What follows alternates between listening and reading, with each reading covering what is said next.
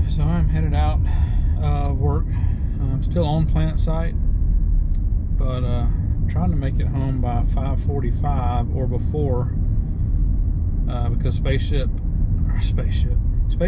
Starship Flight 8 is supposed to lift off at 5:45, and right now my estimated time of arrival at home is 5:45. So I am pushing it a little bit. I've got it in FSD, and I went ahead and clicked the wheel to the right once to put it in hurry mode. I don't know if you can see that from that view, but it is in hurry mode, so we'll see if it improves our estimate at all, and we can kind of compare it a little bit to the ride to work video this morning and see on some of these roads what it does speed limit wise, if it really does hurry or what. But here we go.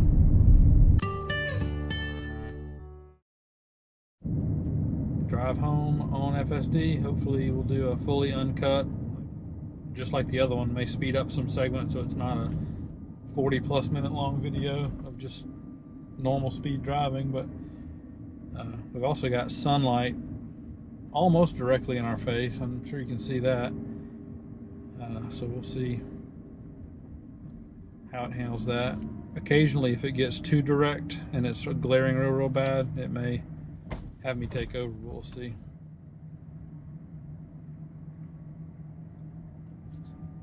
But as you can probably tell, this is not a normal county road. This is private property turn right at work, and it doesn't matter to FSD. It's just using its cameras, looking at the road and navigating just like a person would.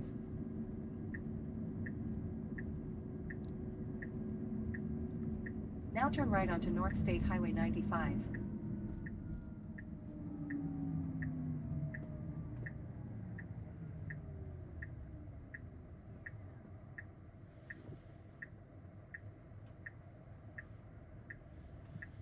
The truck's turning, so it went on. Now turn left onto. It's pretty neat though, because that was kind of a blocked. The vision to the left was blocked by that other truck, and so it pulled up, inched forward, saw the other vehicle coming, but then saw its blinker on and it's slowing down, and it knew to pull on out. That's pretty good.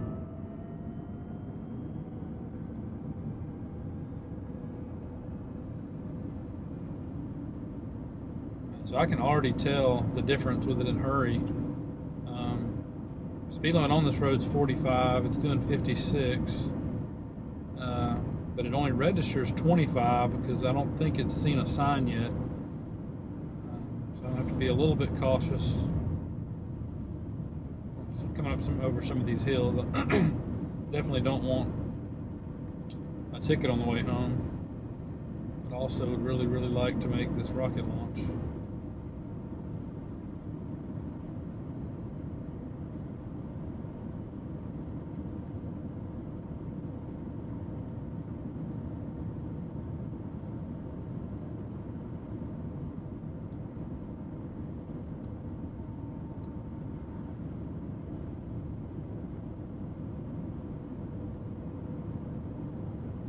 Looks like we've improved by 1 minute.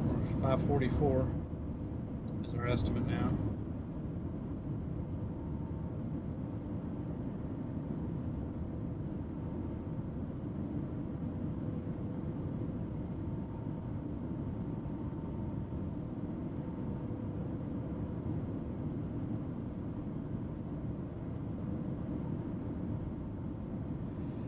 I normally listen to music on the way home, but because of copyright laws, unfortunately, when I'm filming, I have to either put in some stock non-copyrighted music from iMovie, or it just has to be quiet. So I apologize.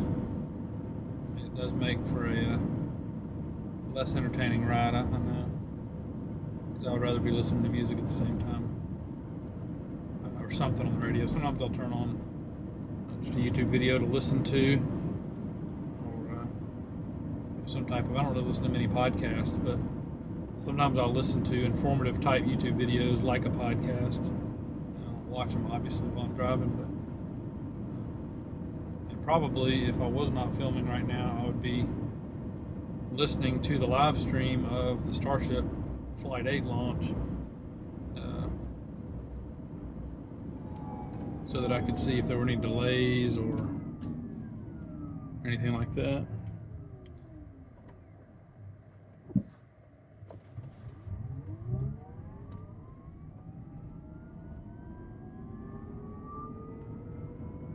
It waited fairly late to start slowing for that stop sign. I don't know if it was the glare caused it to see it late, or if it's because it's in hurry mode and so it just went quickly until it got close enough to where it wouldn't have to stop abruptly. It wasn't like a hard brake. It started braking later than normal that time.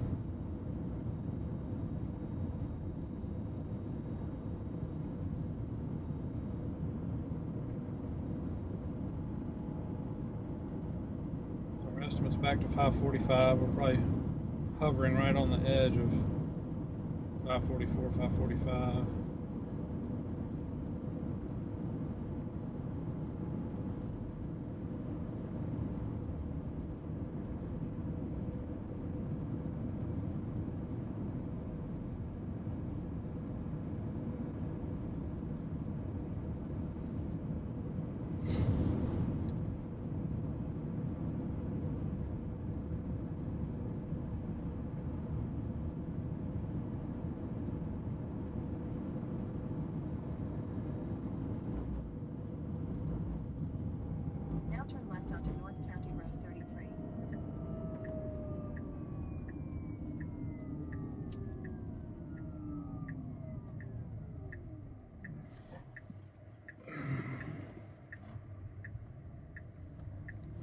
Kind of the same way with that turn. I know it's hard for y'all to see to the left when you're just sitting at the intersection, but that's kind of a blind turn. You get up to the stop sign and you've got a bunch of bushes right there on the corner, and so it'll stop at the sign, and then 1,000 feet, you can feel it ease up a little bit without fully committing to, so the camera can see whether it's clear or not. And once it was, you can tell that you can feel a lot more from in here than you can see from on camera, which is another reason why I like taking different people on rides so that they can feel the difference. You can kind of tell what it's doing by feel a lot based on how it's accelerating or decelerating. You can almost anticipate what it's wanting to do based on if it's hesitating or accelerating or just kind of inching slowly. You can feel a lot of that stuff that you really, I'm sure, can't see on the video.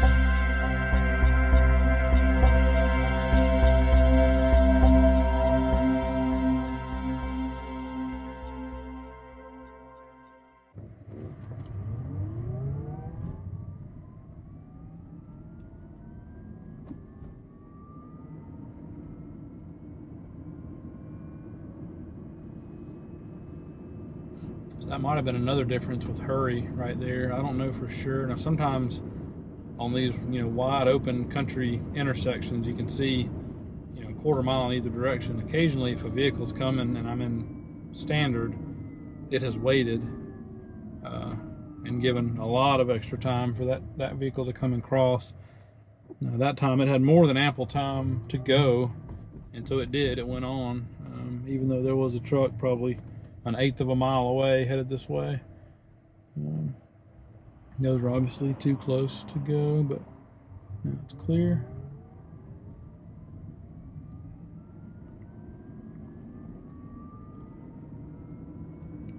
I don't know that I've done the full ride home in hurry mode, so this will be an interesting experiment for me too. Hey, this never gets old though. This is after almost a year and a half of using FSD. It never gets old. Just in there watching your car drive you home. Now turn right onto East US Highway 84.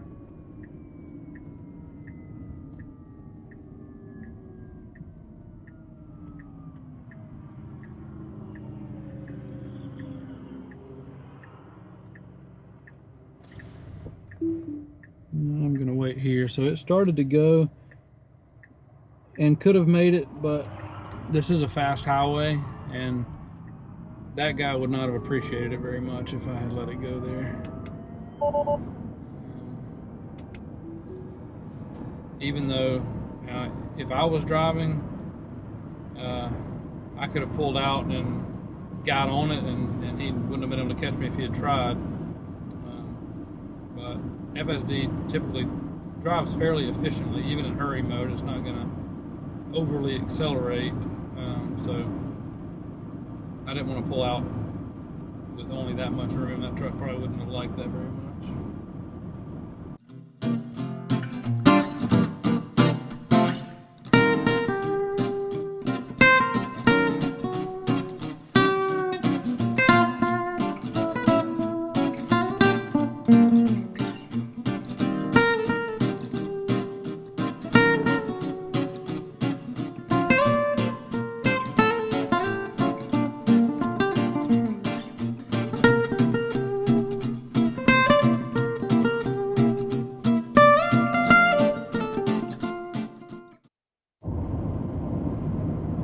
Spot. The navigation is very strange. It's been doing this for a while. You can see on this map, the blue line, it knows exactly where it needs to turn, and that's right where I would turn normally too. But it's the weirdest thing that on the turn-by-turn directions, it only shows the right turn in half a mile, which is actually the next turn. So I've never been able to explain that. It does normal. It turns on the blinker, it gets in this turn lane, it knows where it needs to go. But for whatever reason, it treats this whole bend and this whole turn and this next section of road, it treats it all like it's the same road for some reason. I've never been able to figure that out, but it still does the right thing, so I don't guess it really matters, but it's just always kind of bugged me. So the right turn on Privat is this next turn. So who knows? Now we are right onto Privat Road. Something with the map data or what? I really don't know. All right, we're back to a 5:45 estimate. So coming in at the wire for this launch. While I'm on that, if you've never seen one of these Starship launch tests, you are missing out, and you need to stay tuned and be looking online for when each flight is. By the time you watch this one's already going to be done, because like I said, it's supposed to happen here in 15 minutes.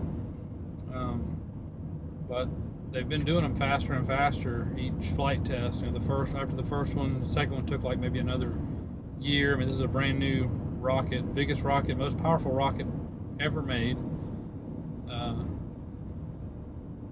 And it's the rocket that they're planning to use to take materials and eventually people to the surface of Mars. But it is an amazing thing to watch. I would highly recommend just look up Starship Flight 9 because this one will have already passed, and figure out when Flight 9 is supposed to be and keep an eye on it. Occasionally it will get pushed back based on weather and other things, but once they lock in a launch date, they've been fairly accurate on those dates, especially the last 2 or 3 launches have gone right on the date they were supposed to. A couple of the early launches got pushed back a couple times. That's really the case with any rocket launch. Even established programs end up having launch dates moved pretty regularly.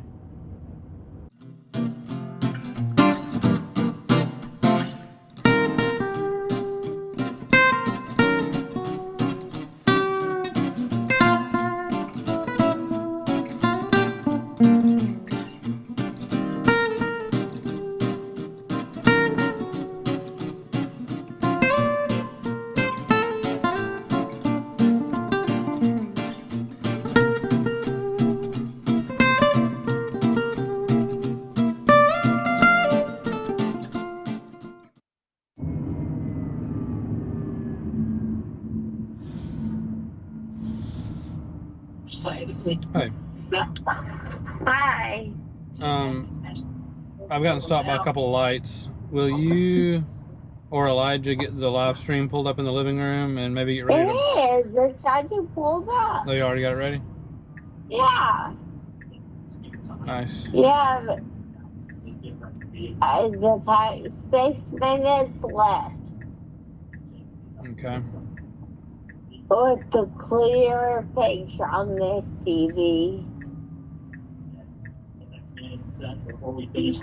We're watching the Everyday Astronaut one. Yeah. Yeah, that's right. That's one I would probably watch. It's the only one I had subscribed to. It was the easiest one to find. I got you. Sounds good. It's showing 5:50 right now. What time is it supposed to launch? 5:45. 6 minutes. Do you want me to pause it? Just pause it at like T-minus 1 minute or something. Please don't watch it while driving. I'm not. Okay. Yeah, I'll pause it. We'll pretend like it's last. Yeah, well, I'll just say, yeah, but don't do it now because there's a chance they could move it back a little bit, so then you wouldn't have to pause it. I won't. But maybe T-minus 1 minute, pause it. Okay, will do. All right, love you. See you in a few minutes. I love you. Drive safely. All right. All right, bye. Bye.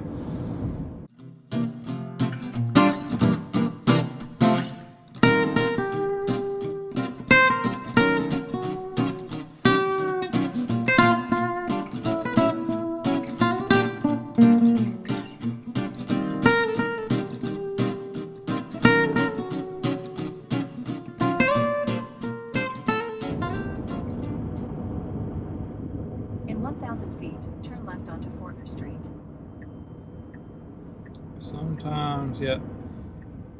Sometimes they'll try to get over too early because this median comes out in the middle up here. And it knows it needs to turn left, but sometimes it'll do it too early and it can't right there. So I have to fix that sometimes.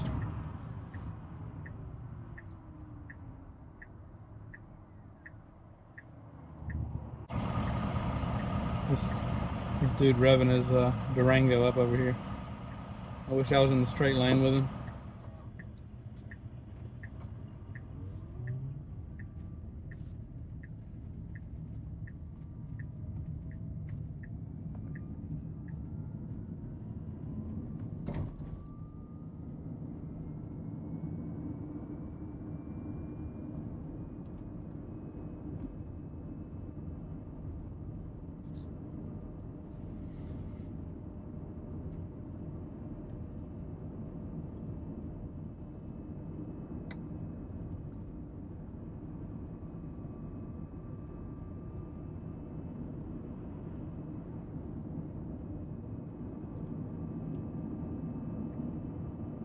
I'm going to get caught by the last light. It got back down to 5:47, so we got close. Still didn't make the beginning of the launch window live. I got my wife to pause it, so I'll watch it almost live when I get home.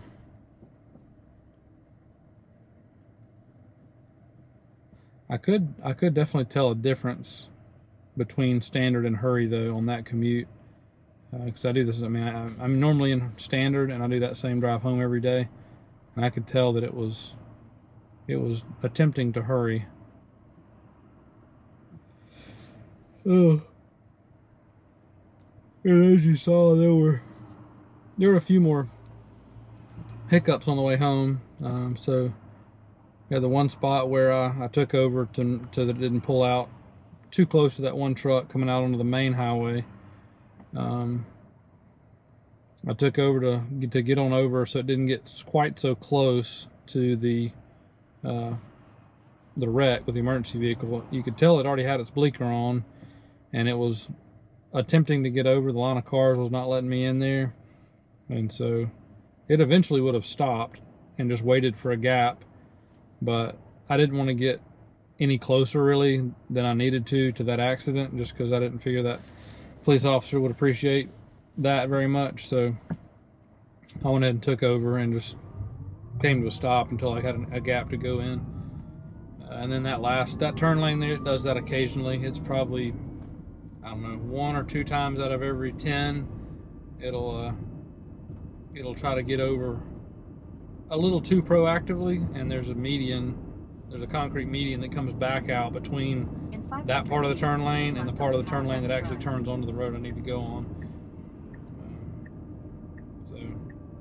Which that's kind of when you're just using vision only, that's kind of a tough one to nail down, because in early versions, sometimes it would wait too late to get over, and then if you had too many cars stacked up, then it wouldn't be able to get into the turn lane. So now it does do it a lot more preemptively.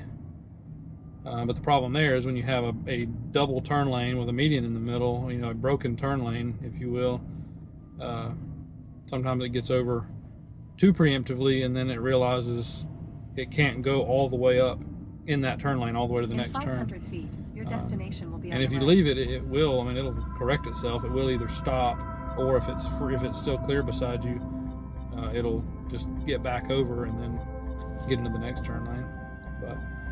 But that's it. And there you have it. That's my full commute home, unbroken. So I hope you enjoyed the video, and we'll see you in the next one.